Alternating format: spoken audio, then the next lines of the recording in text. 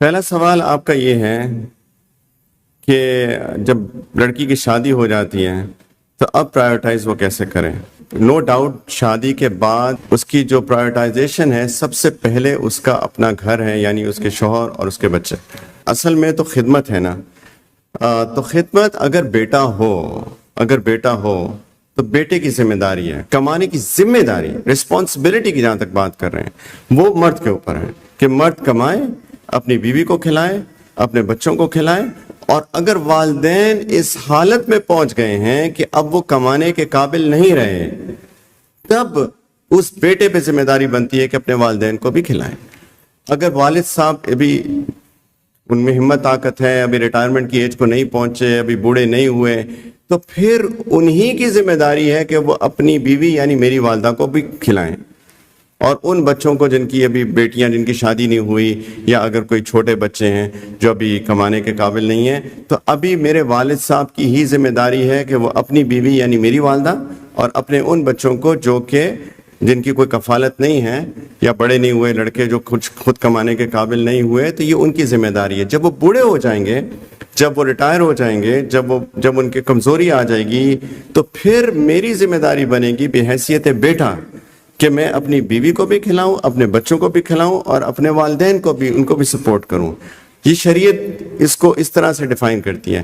شریعت نے پہلی بات خاتون پہ، لڑکی پہ، عورت پہ کمانے کی ذمہ داری نہیں رکھی ہے۔ یہ ذمہ داری اللہ تعالیٰ نے ان کے بیٹوں پر رکھی ہے، ان کے بڑھاپے میں۔ عورت پہ، بیٹی پہ اللہ تعالیٰ نے یہ ذمہ داری نہیں رکھی ہے۔ عورت کی جو بنیادی ذمہ داری ہے وہ کمانا نہیں ہے۔ عورت کی ذمہ داری اس کی بچوں کی تعلیم و تربیت اور اس کی پرورش ہے۔ یہ اس کی بنیادی ذمہ داری ہے کہ اس کا بچہ پیدا ہو۔ ظاہر بات شادی کے بعد جنرلی اولاد ہوتی ہے، اولاد کو پرورش کرنا، اس کو وقت دینا، اس کو دودھ پلانا، اس کو ٹرین کرنا، اس کو سکھانا، اس کی پہلا مدرسہ ہوتا ہے۔ ہم تو نرسری میں 2.5 سال کے بچے کو کنڈر گارڈن بھیج جاتے ہیں، نرسریز بھیج دیتے ہیں۔ میرے نزدیک بہت ظلم کرتے ہیں وہ بچوں کے اوپر۔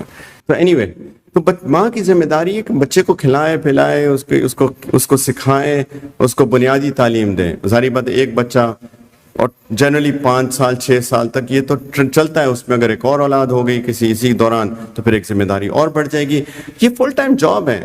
تو ذمہ داری عورت کی کما کر والدین کی خدمت کرنا نہیں شریعت نے رکھی۔ اس کی ذمہ داری شادی کے بعد اپنے شوہر کی اور اپنے بچوں کی خدمت ہے کہ اس کو فیسیلیٹیٹ کرے، شوہر کو بھی اس کے کاموں میں، تاکہ وہ ایز آؤٹ کر سکے، اور اپنے بچے اگر ہو جائیں تو پھر ان کی تعلیم و تربیت کا انتظام کرے اور ان کا خیال کرے۔ یہ شریعت نے رکھا ہوا ہے۔ اب اگر کسی کے بیٹے نہیں ہیں تو یہ بڑا چیلنجنگ ہے کہ اب اس کا بیٹا ہی نہیں ہے، اب کیا کریں؟ جب اسلامی معاشرے تھے تو پھر اس طرح کے لوگوں کی ذمہ داری حکومت نے اٹھائی ہوئی تھی۔ بیت المال سے ایسے لوگوں کی جب وہ بوڑھے ہو جاتے تھے، ظاہری بات عورت تو کما ہی نہیں رہی، رائٹ؟ تو بیت المال سے حکومت ایسے لوگوں کے لیے نان نفقہ پرووائڈ کرتی تھی، ان کا کھانا پینا، ان کی ذمہ داری، ان کے رہنے کی ساری ضروریات۔ اب وہ سارے سسٹمز ختم ہو گئے انفارچونیٹلی۔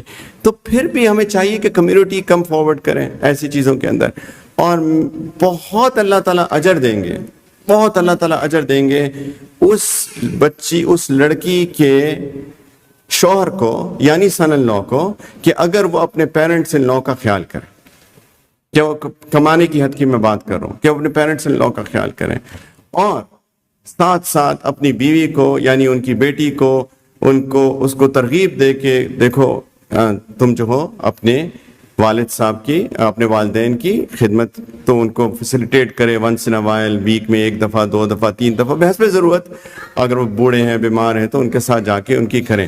ذمہ داری جہاں تک بنتی ہے نا، ذمہ داری جو ہے وہ معاشرے کی ہے، ذمہ داری جو ہے وہ حکومت کی ہے ایسے لوگوں کے لیے جن کے بیٹے نہیں ہوتے اور وہ بڑھاپے کی ایج کو پہنچ چکے ہوتے ہیں۔ ذمہ داری کی حد پہ اللہ تعالیٰ نے خاتون پہ ذمہ داری نہیں ڈالی۔